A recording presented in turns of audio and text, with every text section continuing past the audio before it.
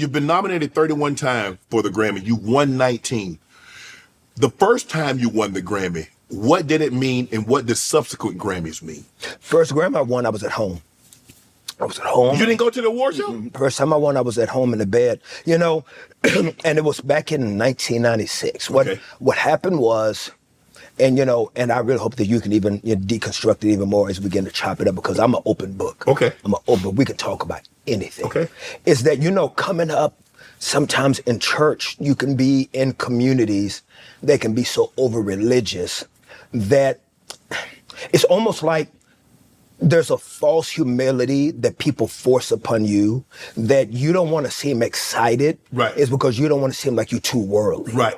And there was, and like, how old are you? I'm 55. You're 55. Okay. Yeah. So we're the same age. Yeah. I'm 53. So, you know, there's this time where anything that looked like it wasn't church was the devil. You remember that back in the day? I do. It drives you crazy now. So a lot of times I would acquiesce to other people's view of don't get caught up. You know, that's the world. You would acquiesce to what they thought you should be. Yes.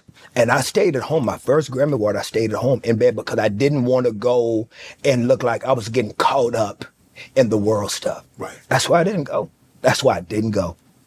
And there were other artists that I were around that I was around that they had the same type of ideology. Mm-hmm. And they were older than me because I was so young. Right. And because when I came into the game, I was the young pup. Right. And I wanted to show them that, hey guys, I want to be like y'all, and I don't want to get caught up in the world either. Right. So y'all downplay this stuff. Well, I'm gonna downplay it too. And it was, you know, it was the growing pains. Right. And so that's where I was. My first Grammy Award, I was at the house. I wasn't sick. Right. I could have gone. Mm-hmm. I was at home in bed. You mentioned that you downplayed it because you acquiesced to what the world thought a gospel musician, urban gospel musician should be, how they should present themselves. Mm-hmm. Where did that come from? It is an ideology from a culture and a generation of biblical illiteracy. So a lot of times when it comes to our people, especially when you talk about something as colonized as American Christianity, right, sometimes it can be ideals that people want to make spiritual. Okay. Like we take our personal belief systems and we super spiritualize them and try to put them in the canon of scripture and try to make them bibliocentric, and they're not. Right. These are our ideals. These are our feelings and our opinions that we force upon people and want to make them of God. Right. We want to make our ideals what God would say. Right. And that's such far from the case. Right. So it can be a cultural type of space that sometimes black and brown people, and you even see it even in Catholicism, even with a lot of our Hispanic brothers and sisters. So, you know, there are these things that we force upon people that is part of fabrics that have nothing to do with our faith, nothing to do with our relationship with God. They have to do with, well, this is how I feel, and when you don't submit to what I think you should do, then you're not being moved or being used by God. Okay. But what I tell people, feelings aren't facts. Exactly. Because you feel a certain way, that doesn't make it true. That doesn't make it the gospel. Yeah. So when did you realize, like, hold on, I'm denying myself, I'm trying to appease a certain group when that's not how I feel, that's not how I think. Yeah. So when did you say, you know what? I'm going to be Kirk Franklin. When I started to see that nothing I was doing was working, that nothing I did was pleasing anybody, you know, because then at the next year, Stomp came out, and I got crucified for Stomp, and I got beat up. So, you know, as I just started to see that nothing I was doing was satisfying a lot of the elders, a lot of the community that I'd wanted to please, because again, I was raised, no family, no parents, being adopted. I had a lot of, acceptance issues. I always wanted to be accepted. I always wanted to be liked, and I would do anything to be accepted. I would have done anything to be liked. So I was just doing. So when I started to see that they weren't working, I just kind of slowly started to just become comfortable with either being scrutinized or being an outsider, and then just slowly I just became comfortable in being whatever people thought of me. And I still struggle. I do. I still struggle to this day wanting to be liked and wanting to be accepted by the church community, because even to this day, people think I dance too much and, Right. you know what I'm saying, I move around too much, and, you know, they've heard me, you know, not always use the most favorable words, Right. you know what I'm saying? People can see that not only I'm a Christian, but I also got a little, you know what I mean, you know? And so, you know, I'm always trying to find a way to show people, man, I really, really love God, but I'm not perfect. Right. You mentioned Stomp. Is that because you dance, because you move, because the choir is swaying back and forth? Is that when you're like, well, hold on, I'm uplifting, and then you come to the realization, I'm trying to appease a group of people that, for the lion's share, I'm not going to be able to appease? Well, first of all, I also saw the post that you posted of a fight in the club, and they was playing Stomp, and you reposted it. Do you remember that? I do. That was funny. That was okay. So is I just think that, you know, it's really trial and error. It's just really the standing and falling and just trying your best to figure out what is best for you. Right, okay. What is the modus operandi for you? Because I mean, even people that love God, love Jesus, everybody don't worship the same way. Correct. You know what I'm saying? Some people may cry, some people may dance, some people may speak in tongues, some people may run around, some people may just be somber and still, but we cannot put our systems to faith on other people. And I just think with Stomp became just this otherworldly thing that we were all trying to figure out. Could Stomp have become the commercial success that it did become had you not put the spin in which you put on it? Probably not. You know, I think that it because at the time Salt and I were becoming friends. Mm-hmm. She was kind of growing in her faith, and we developed a friendship. And so when this remix for Stomp that came out, with, you know, the George Clinton joined in it, and Stomp, you know, she heard it. I asked her if she wanted to jump on it, and she was like, "Yeah, man, I love it." And she really loved it. Matter of fact, she flew to Texas to even do her vocals.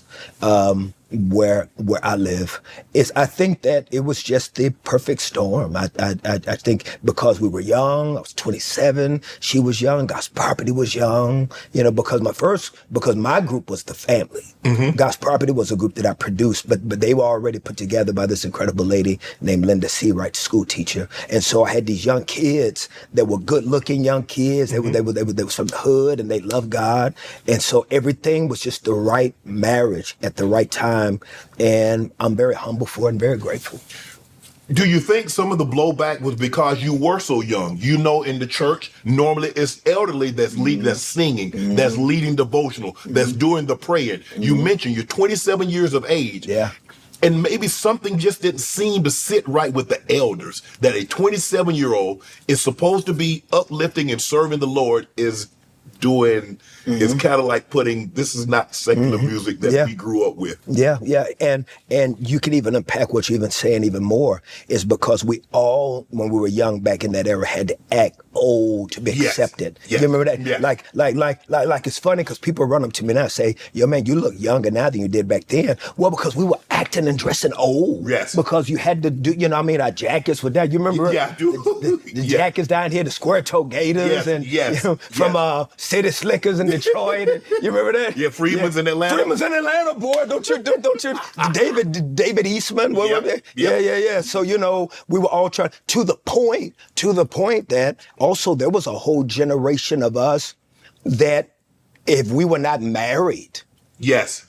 Mm-hmm. You know what I'm saying? Yes. They didn't think that it's like, you know, you can't be single and be out there doing God's work, because we know what single people be doing, you know? And so it's like, yeah, well, you can still do it even though you're married. Yeah. Exactly. But you got feared into a lot of things that you may not have been ready for. You didn't understand. You didn't know what you were doing, because the church culture at that time has such a suppressive, you gotta be this, you gotta look like that, you gotta do it like that. And so when you don't know, and then when you have a level of biblical illiteracy yourself, you trust in them to give you God's word. Right.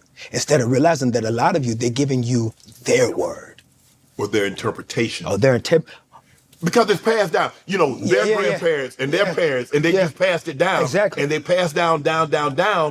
even though it's wrong, they're passing down wrong or what they believe to be right. And a lot of that from that generation was the colonized version of American Christianity, because it was all about controlling black and brown people that did not have a voice. And so that control ideal continued because that's what they were given. Right. You know, you look at the slave Bible and how certain pages were ripped out just to control people. So historically, we understand that Western religions and Western Christianity have also, unfortunately, been tools of also weaponization. Yes. So when you go down this path, you're denying who you really are to appease the masses because that's what they think it should be. You're trying to appease them, so that's what you think it should be. Yeah. So now, how do you make that flip and want to perform? Because you're a performer. At the end of the day, yeah, you're a songwriter. Yeah, you can sing. But I've seen you. You're a performer at the end of the day. You see me before? Yeah, I saw you. Where you see me before? No, I got TV. I got TV. You're a performer. And when you're up there, I think sometimes you like, okay, yeah, I know this is secular, urban gospel music, but you're not moving like Miss Margie and Brother Brown in the Deacon's Court. I just enjoy having fun. I enjoy having fun. I enjoy what I'm blessed to do, and I love getting excited about my faith, and I love getting excited about the music. And sometimes I probably do too much. I know I probably move around too much, but you know, I'm forgetting and getting lost in the beauty of the moments. You know.